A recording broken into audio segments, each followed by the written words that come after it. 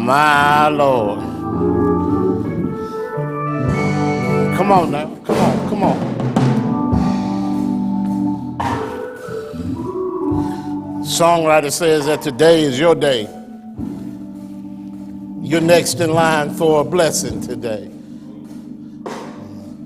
For your faithfulness. Your time has come. I don't know about you, but musicians have got me on fire this morning. Led us into a spirit of worship that I wish I could replicate every morning in my own house. Unfortunately, I have only my own voice to hear, but they've been on fire today. We thank God for it. I hope you're doing well in your homes. It's so good to come back to the Cyber Sanctuary and share with you this morning. I want to thank Reg and T and D for their faithfulness and for being here and for playing and singing and leading us in. I want to thank Kaz and Alvin for lending their voices this morning and coming out this morning. I want to thank Greg and Theris and Anthony for being in the booth and making sure everything is going on like clockwork. I want to thank our cheering section for coming this morning. They've been faithful. Destiny and Anissa have been faithful. I want to thank Karen for being here with us all the time. Today she's at home just being grandma. Thank all the folk who come out and support us. Keep us going, all the folk in the front office, when they in the office of the church. You never see. They're never going to be on the broadcast probably, but they make it happen. And I want to thank you for your faithfulness, for your support of 45th Street. Can you believe it's been almost, 16 weeks that we've been coming to you in this way? But what a mighty God we serve, who helps us to position this service so that it can continue to come out to you. What a mighty God we serve, who's been blessing us with all the resources and knowledge and relationships we need to ensure that you don't miss one single beat. I know there have been some hiccups. Every now and then we have some challenges, but God has been faithful to us. He's been good to us. I know you're mad at Red. Some of y'all waste your milk or your coffee or your orange juice this morning when he started telling you to get up if you're on the Lord's side. You forgot where you were, thought you were back here in 45 Sanctuary. Yeah. One day, soon, I hope, we'll be back in here and we can all stand up and celebrate in that song. Whoever thought that you'd be missing singing the Friendliest Church song and going around greeting everybody, but we do. We do it. We'll get back here soon, but not yet. Not just yet. Not till these numbers come down. Not till we get a better handle on what's going on in our community. I call it the pestilence that's among us. We'll get used to it. There are other areas of pestilence we have, but this one, this novel coronavirus, seems to be in charge of some areas right now. But I want you to know that God is still in charge. We need to do the things that we can do in order to thwart the spread of this disease. Wear your masks, wash your hands, keep your distance. Those things will help us out significantly. But I tell you what, the novel coronavirus can't stop the delivery of the word. It can't stop us from teaching and training and learning and growing in Christ, even in this time period. And so today, I'm eager to start a brand new sermon series. Each month in 45th Street's calendar is dedicated to a different topic. You saw it in May. We talked about women and women's issues. And in June, we talked about men and fatherhood. July is typically reserved for the family. We normally have a lot of activities throughout the month of July centering on the family with all aspects of the family. August is education, so on and so forth. This month, we want to talk about family. I think we've been in need of a good family talk for a long time. I think we've been in need of a good discussion of how families are doing, how they're getting together, and how we're struggling in some areas. And so I asked the Lord to lead me to a place so we might be able to do that. And he led me to a sermon series that we're going to call I Only Have Eyes for You. I only have eyes for you. Some of y'all old enough to remember that. Some of y'all seen enough TV shows with the flamingos singing that song. One of them good doo-wop songs. Yeah. I only have eyes for you. Real simple song. Reg is playing it back there right now. Yeah. He's playing it enough.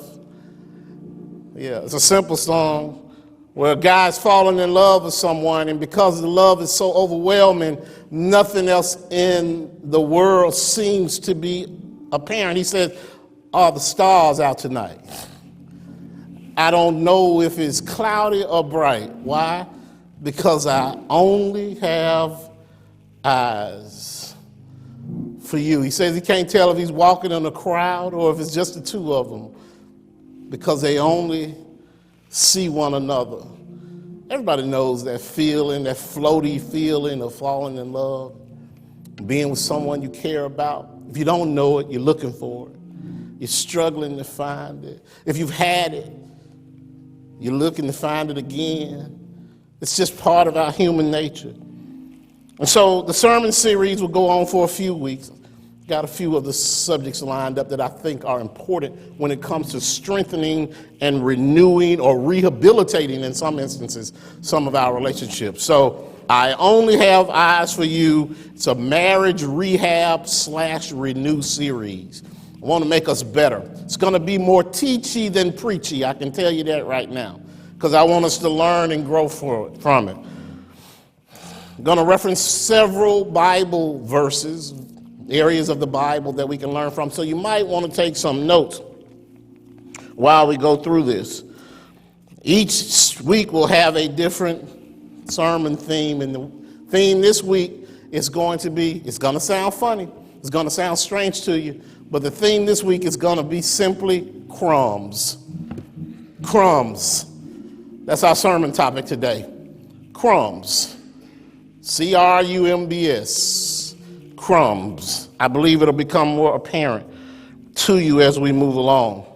Messages for everyone, whether you're married, whether you're single, maybe single don't want to get married, or single want to get married.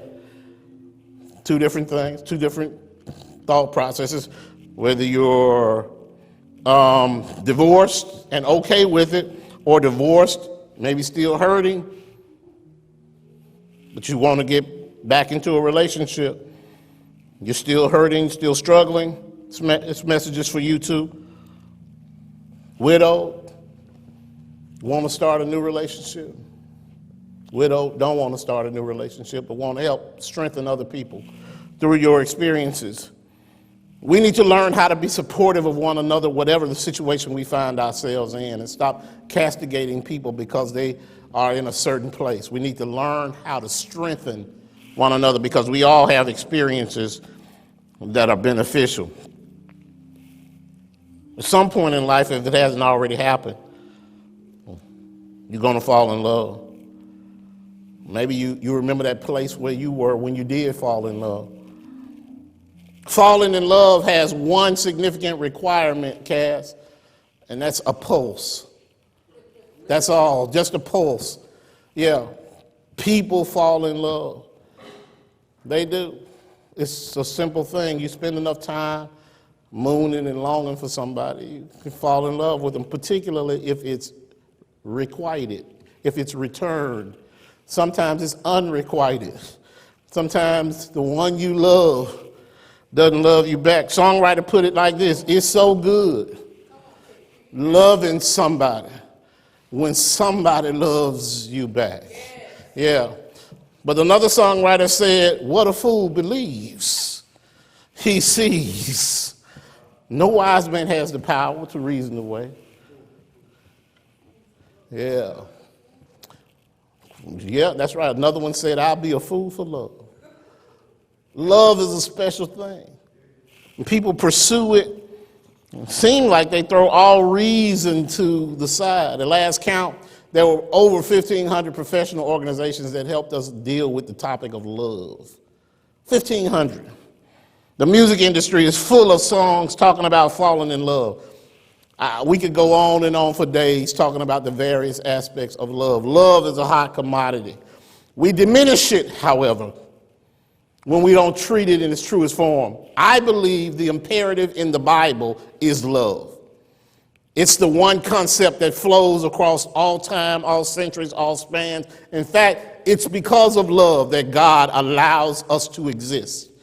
And when we start dealing with the topic of love, we need to do it in the most holy and holistic way we can. We've diminished it so significantly that there are some people who don't even believe in love. And they don't know that their very existence was birthed, not physically, but spiritually out of love. How do I know that? Because the Bible tells me that that's exactly how we came into existence and how we have been saved. Why would a God pursue these people over all these years and centuries? People who consistently turn their back. People who consistently denigrate his name and turn their backs on him and don't do the things he tells them to do. Why would he do that except he loves us? And so then what is love? You know and I know that there are whole plot lines in movies all about somebody falling in love and trying to close the deal on love. The whole movie is about boy sees girl, girl sees boy, they want to get together, boom, here's the plot line. The whole movie is about them finally getting together. Most folk will admit to you that they believe in the concept of love, the concept even of falling in love. Even if they are not in love now, or they've been hurt, they've been divorced, they still believe in the concept that you can find someone, and watch this now, live happily ever after. Whatever that is. Whatever that means, because what happily ever after is in my house might be different than happily ever after in your house. That's just how we're wired, church. We're just wired to be with one another and to want to have a special someone. We're wired to fall in love. God said it was not good for a man to be by himself. And so he created someone to be with him. And we've been looking for someone to be with us ever since. I still believe that God is the kind of God who brings somebody to us to be with us. You don't have to send a manhunt out to find that special someone. The circumstances of life are still controlled by God, and he can still bring people together. Sometimes it seems unusual how he allows people together. Sometimes you wouldn't fit the pieces together, and yet they match and they work well. But God is still blessing folk. We spend thousands of dollars on ceremonies to get married and spend no money on the marriage at all. No energy. We got to flip that and start putting more energy into our marriages and maybe spend a little bit less on our ceremonies. I can tell you this right now. Standing in front of a minister at the front of a church by yourself, just a couple, you and the minister, that marriage can last as long as one where there are street loads of people there to celebrate with you, because the ceremony doesn't dictate the marriage.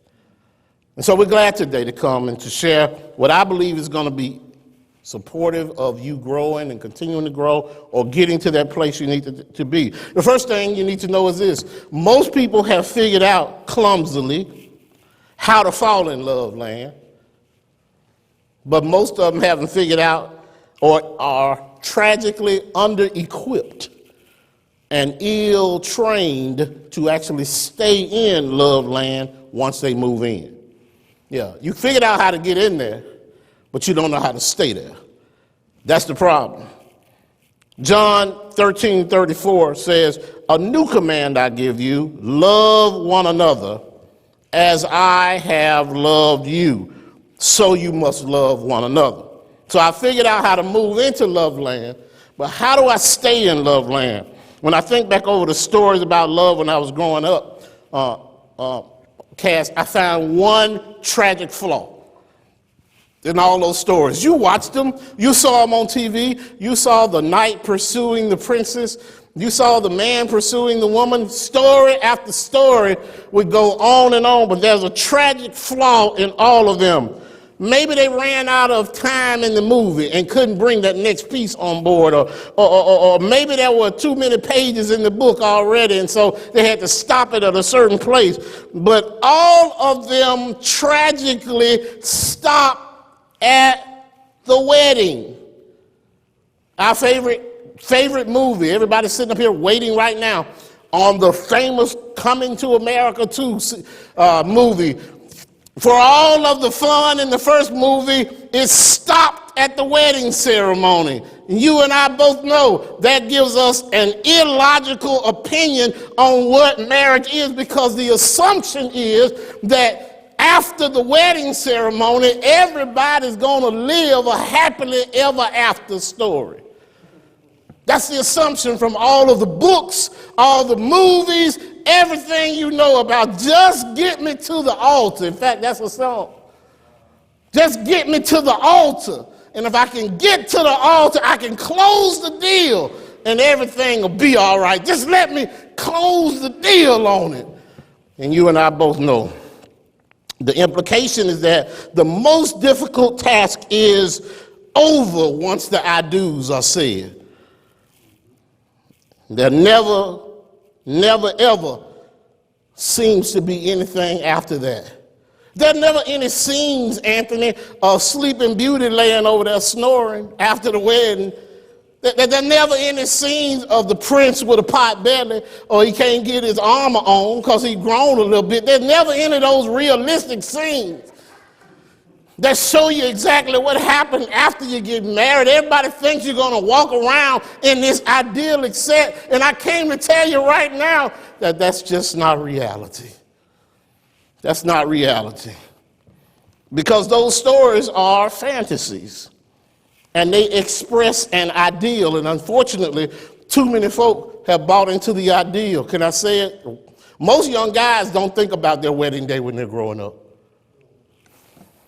That ain't something we sit around talking about. I don't ever remember a time, as many times as I sat in a circle with young guys, we talked about a whole lot of stuff. And I can tell you this, over the years, not one time did anybody ever bring up, man, I can't wait till my wedding day.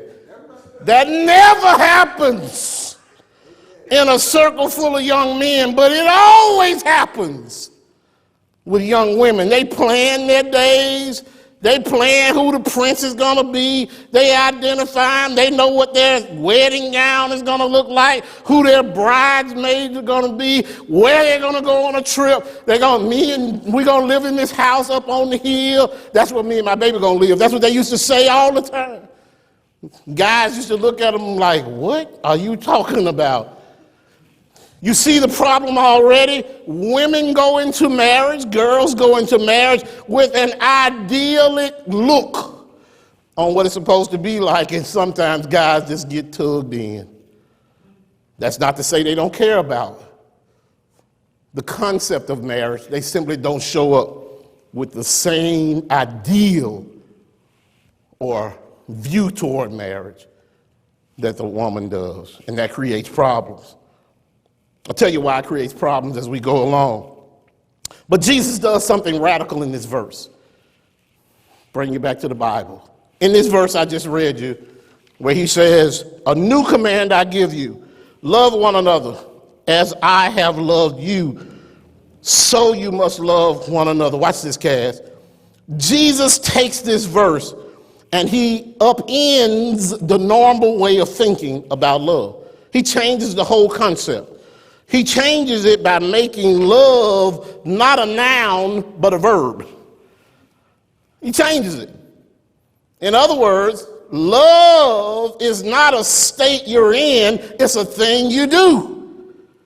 That's a completely different concept, all right? That's a completely different concept. He makes love a verb. and love as a verb look different than love as a noun. Oh yeah. Love, the foundation for staying in love land is to work. Everybody say work.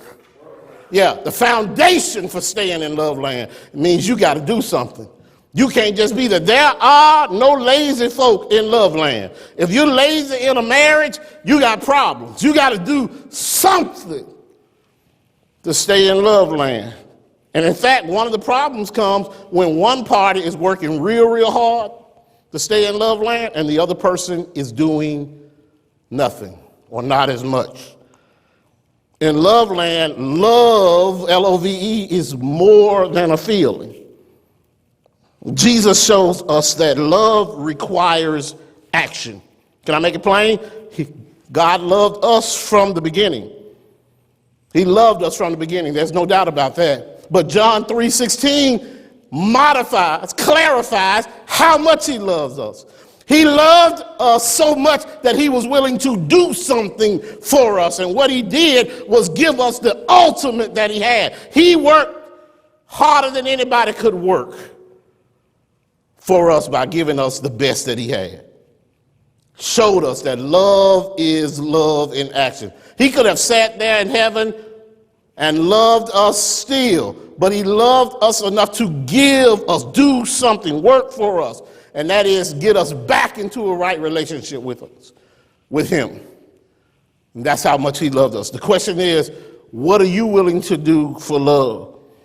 One songwriter wrote it, y'all listen to it enough, not in the context of church, but the songwriter asked, what you won't do for love. You've tried everything, but you won't give up.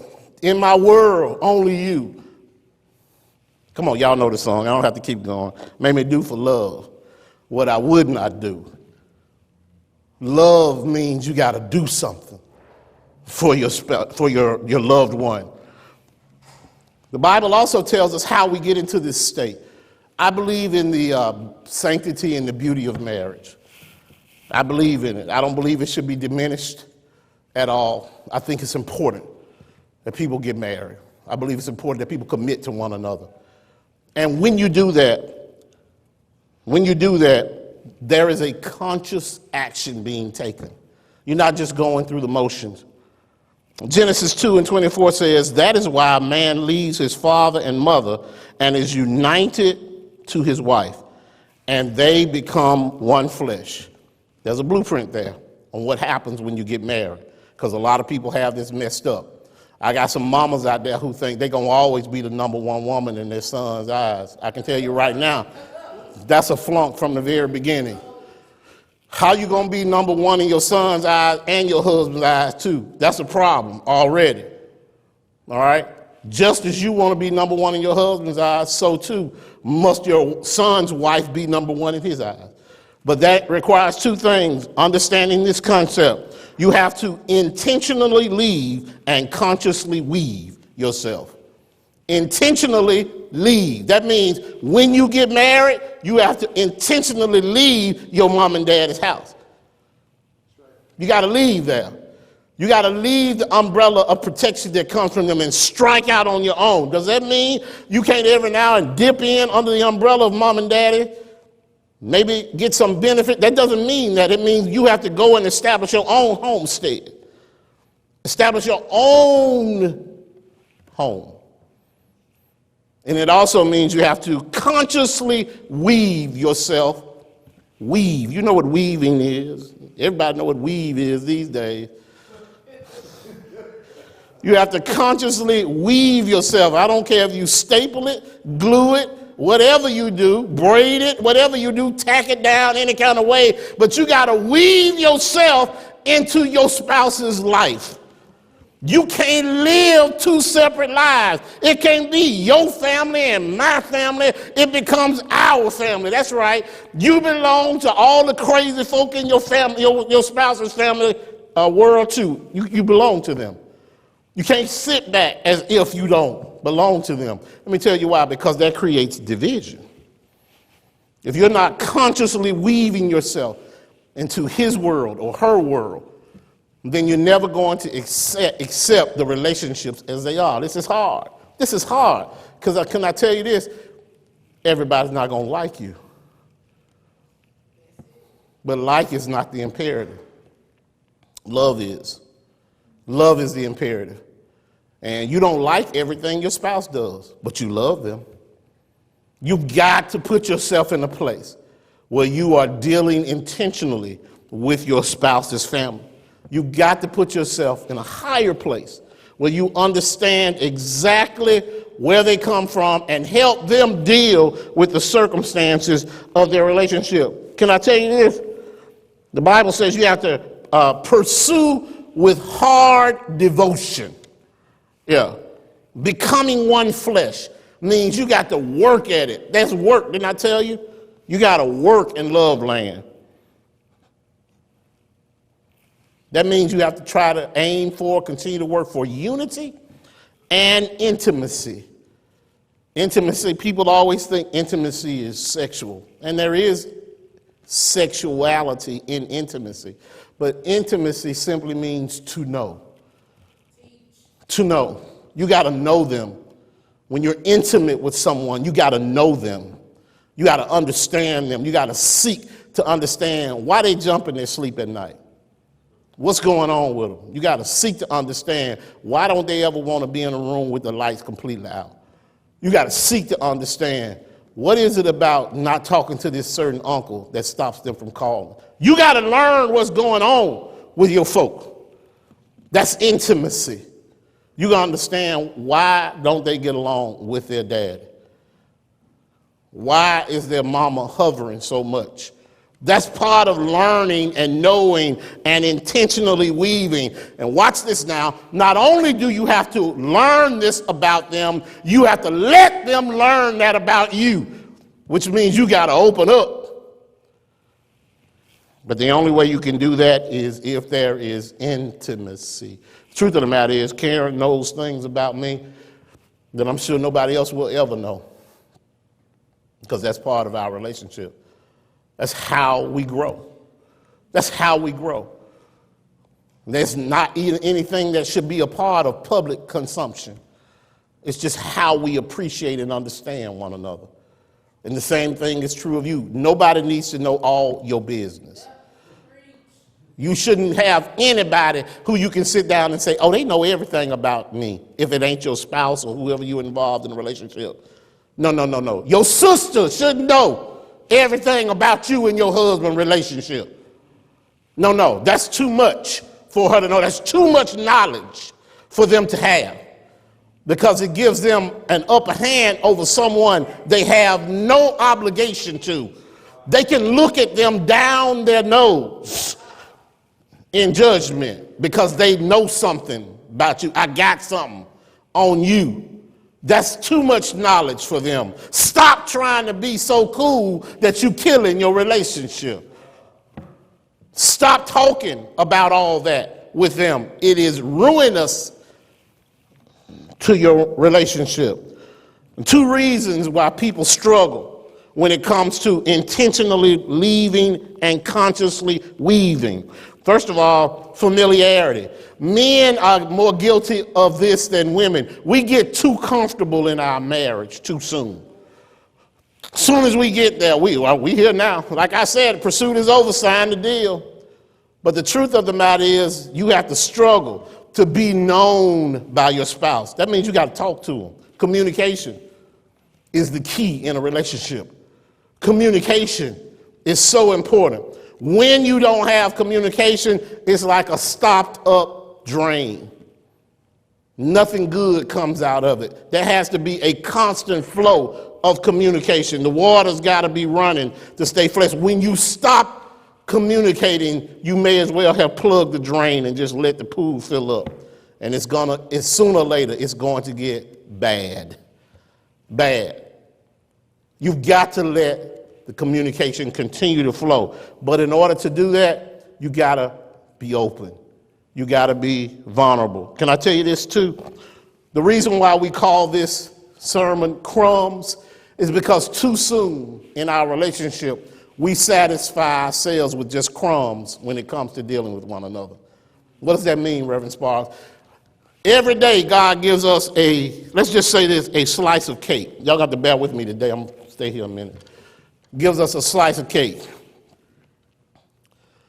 We have the opportunity to share that cake with anybody we want.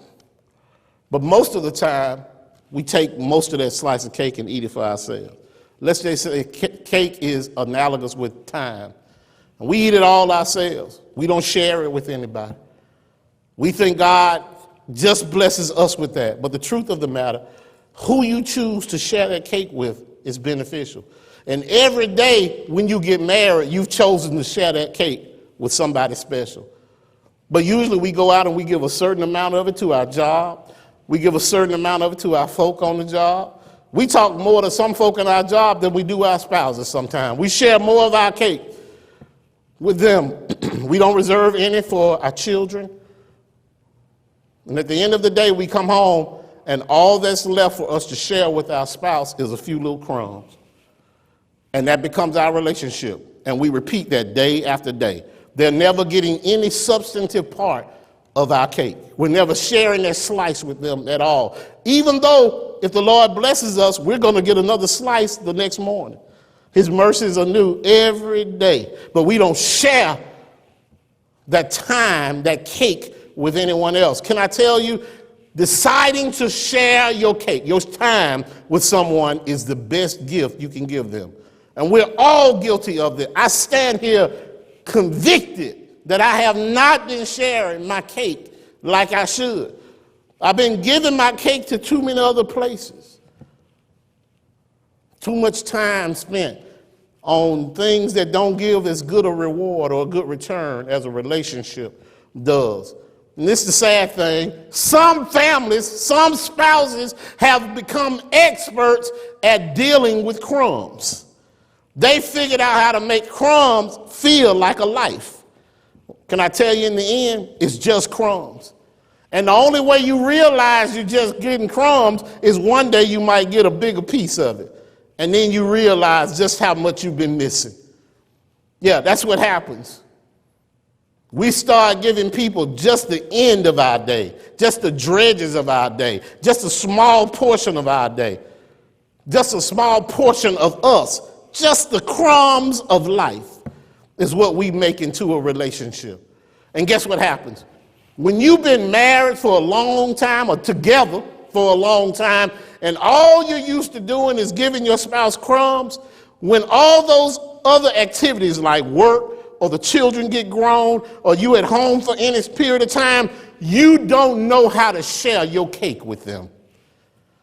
And you end up both sitting in different parts of the house, unable to communicate effectively because you don't know what it means to be intimate. Most of the time, people reach that point and they end up separating or having significant trouble because they've never, ever learned what it means to share. Can I tell you why it happens? Well, at the beginning of your relationship, you're exhausted because you got duties, you got young children, you got work, all these things get in the way of you. And so that's why at the end of the day, all you have left is crumbs. Perhaps that is understandable. But even under those circumstances, you got to make a way to share with one another. It has to be important that you intentionally leave and consciously weave together your relationship. And so you got to make it happen. When you're exhausted, it's hard to make that happen. Later in life, when there's less responsibility, there's also less energy. Less energy to get up and do something. You find yourself saying, I don't want to go out today. Let's just sit here. And you're not intentionally weaving or consciously weaving together. You got to be willing to do it. And so it becomes acceptable to not share with anybody. We put our marriages on autopilot, and then we pray that there's no significant turbulence while we're coasting along. And we still think that we're doing what God wants us to do, even though we're not really doing anything in our relationship. And so intentionally leaving and consciously weaving is required, or else we'll find ourselves just giving crumbs in our relationship. Not only that, I always say in my marriage vows that I give when I'm married, all the couples, I always use the terminology submit. I always let them know on the front end, do you promise to submit to one another? Lately, I've been getting a lot of raised eyebrows, but once I explain to them what I mean by that, I've not had one couple who didn't agree to use those terms in their marriage vows. Submission, watch this now, requires strength, self-confidence, and, this is important, self-evaluation. Self-confidence and self-evaluation and strength are necessary if you're going to submit. Watch this. Ephesians 5:21 says, submit to one another out of reverence for Christ. That's important. You're not just submitting for submission's sake, but the reason you're submitting is because of your relationship with Christ. Submit to one another out of reverence for Christ. In your relationship with Christ, you submit to him. And so I always tell couples, you are required by your union to submit to one another. It's not just a woman submitting to a man thing. It's also a man submitting to a woman. Submit to one another. See, we evaluate our marriages and we evaluate our partners too much. We always look at what the other person is doing wrong, and rarely do we look at what we do wrong. We don't evaluate ourselves enough. But in marriage, when there's a conflict, almost without exception, we find ourselves, and this is the problem, we end up making our spouse the enemy in the argument, as opposed to trying to figure out what I did to bring it to this place. And until I'm willing to evaluate what I have done, typically we're not going to find an exception. It may be that you're a victim under the circumstance. It may be, but you need to be willing to openly look at it. You need to have the confidence to look at yourself, and you need to be able to do some self-evaluation. We're not fighting for our marriages most of the time. We're just fighting in our marriages. If you're going to fight for your marriage, then you need to start with what's wrong with you in order to make it better. This is essential to getting your marriage to last and to have staying power and for you to live in love land. And I tell you what, if you do more self-evaluation, then you'll find yourself giving more than crumbs to your spouse. You'll find yourself sharing more with that person. Unmarried people, there's a rule I want to give you. Make sure you write this one down. The rule is the B over F rule. The B over F rule. That means you need to focus on being the right person instead of finding the right person. The B over F rule. Everybody going around saying, I got to find the right person. There's somebody out there that's just for me. I tell you what, if you focus on just being the one, you focus on making a better you, being the best version of you, then you're going to be attractive enough for somebody to find you if you do that. You be the one that everybody wants to have a relationship. B over F rule. Watch this. I'm not the same person I was by far when I met Karen 37 years ago. And so I wonder, and I'm different for a whole lot of reasons. I just look different. I think different. I operate different. I talk different. And so I wonder, if we met today, would we still be drawn to one another under these circumstances? After being married now for 34 years, I wonder, would the person I am today be the one she say I do to? I like to think yes, I would. I like to think I'm better than I was then. I like to think that. But when I evaluate, I know the areas that I fall short in. I know my shortcomings. I know the things that I need to work on. And so I wonder, would we be drawn together? So it's easy to say when trouble comes, I married the wrong person. People say that all the time. As soon as trouble jumps up, I married the wrong person. But it's also an unfair statement to make that. Let me tell you why. Because nobody stays the same. From the moment you marry, you're changing. You're reacting to what the other person is doing. And so I'm different today because we are both different today. We've both been changing and modifying and adjusting based on our relationship with one another. And so whether I'm better or worse depends on her just as much as her being better or worse depends on me. Let me see if I can make that plain to you. If your spouse had made consistent deposits into your bank account since you've been married, consistent and regular deposits, and through investments, it's become a sizable fortune, I don't know any spouse in the world that wouldn't come up and claim some responsibility for contributing to that fortune you created. Oh yeah, they would say, I helped to create that fortune that you amassed. The same is true of marriage.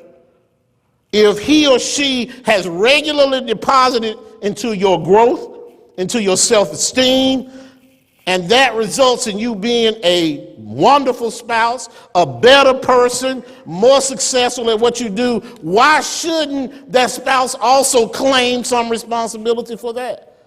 Because he or she has helped you to become the person that you are today. Now watch this before you start clapping.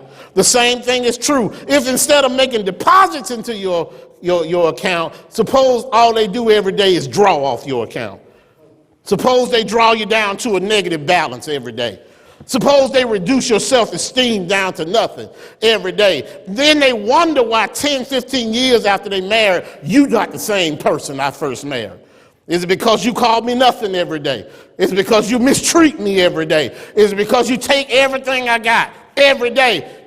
Just like you can claim responsibility for success, you also have to claim some responsibility when they're not doing well.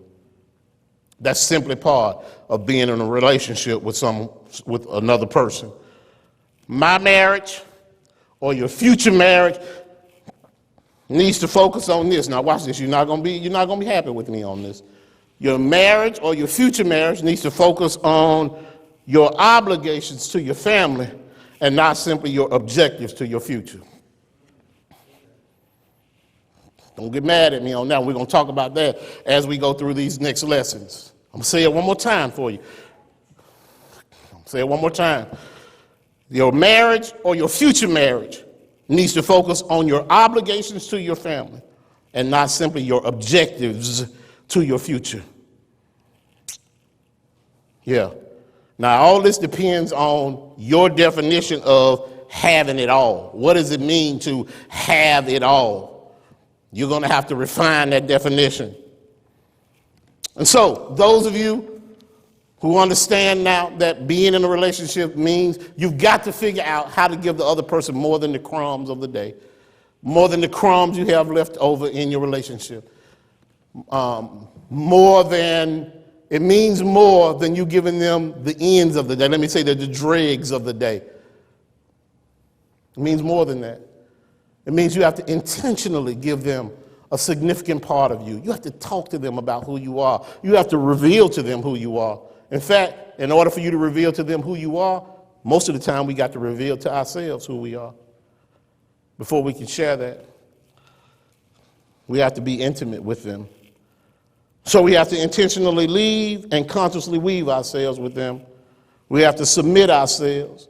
That means we have to have the strength to do it, the self-confidence to know that everything they say about me is not a knock on me, but it's trying to build me. And we have to have self-evaluation tools to know when we're doing wrong.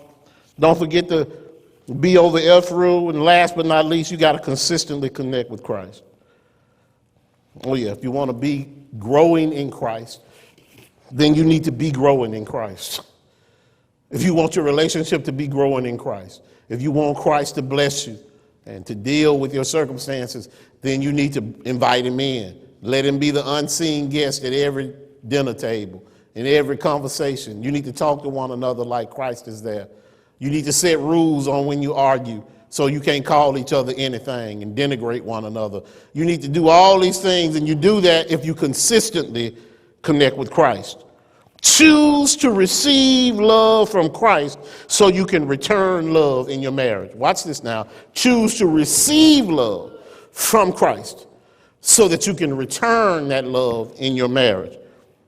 1 John 4:19, we love because he first loved us. We didn't create the concept. All we're doing is doing unto others what's been done unto us. That's all. He's been loving us. John 4:4-18 tells the story of how Jesus set somebody straight that had a confused concept of what relationship was about. You know the story. It was about a woman who had mistaken romance for being together. About a woman he met at a well by chance for her. What a wonderful chance for her. It was intentional for him that he came to the well that day, connected with that woman that day, and called her out, told her whole story, just because he asked for a drink of water. That's all he did, was ask for a drink of water, and she opened herself up to learning more about herself than she had ever known. And how did she do that? Because she shared intimately with Jesus Christ. When she availed herself of the knowledge that he had, she made herself better going forward. Go read the story of the woman that Jesus met at that well and learn the kind of lifestyle she was living. And I'm not here to talk about the negativity of the lifestyle. I'm here to say that she became self-aware that what she mistook for romance wasn't love at all. She was on had 5 husbands, and the man she was with wasn't her husband either. She had never really been to Love Land until she went to that well and met Jesus. And once she went to that well and met Jesus, that's when she understood that she had been living on crumbs. And crumbs are not enough to sustain any relationship. You need to give someone a significant portion of you in order for them to stay attached to you. Watch this. When he met her, he told her that if you'll simply drink this water that I'm about to give you, then you'll never thirst again. Can I tell you something? Anybody who's truly been in love knows how fulfilling and satisfying that real love is. They know that it's the kind of love, it's the kind of feeling that will keep you sated. That's the word, satisfied. Just like a relationship with Jesus Christ. Once you know him, once you've met him, once he's been a part of your life, you never want that feeling to go away. And it's like that with real love. I'm talking about that real love. Yeah, that real love. That's the kind of love you're looking for. Stop settling for crumbs and start getting your whole slice every day, or at least sharing your slice with someone you care about. Watch this. Jesus Christ loved us enough that he didn't want us to keep satisfying ourselves with the crumbs of a relationship from all of those fake idols. And so he decided to come and show us what real love was. He decided that he loved us enough to give his whole life for us. I love that about him, that he didn't think that I wasn't worth it. And so he gave his life for me. Your spouse, your friend, whoever it is you're with, ought to know that you'll give yourself away, your whole self to them, just because you love them. And Jesus Christ did it just because he loved us. And God accepted it. John 3:16 says, because he loved us enough. If you never accepted Jesus Christ as your own personal Savior, never accepted the gift that he's given, then today is the day. I know I went a little longer than I normally do. That's all right. Some things are worth talking about, and I want to share enough with you today to lay the foundation for all we're going to talk about in this family series. Look, we need to be talking about our families because we got some messed up stuff in our families. And so we're going to keep on talking, teaching, preaching. I'll see you next time in the cyber sanctuary. God bless you, and I love you.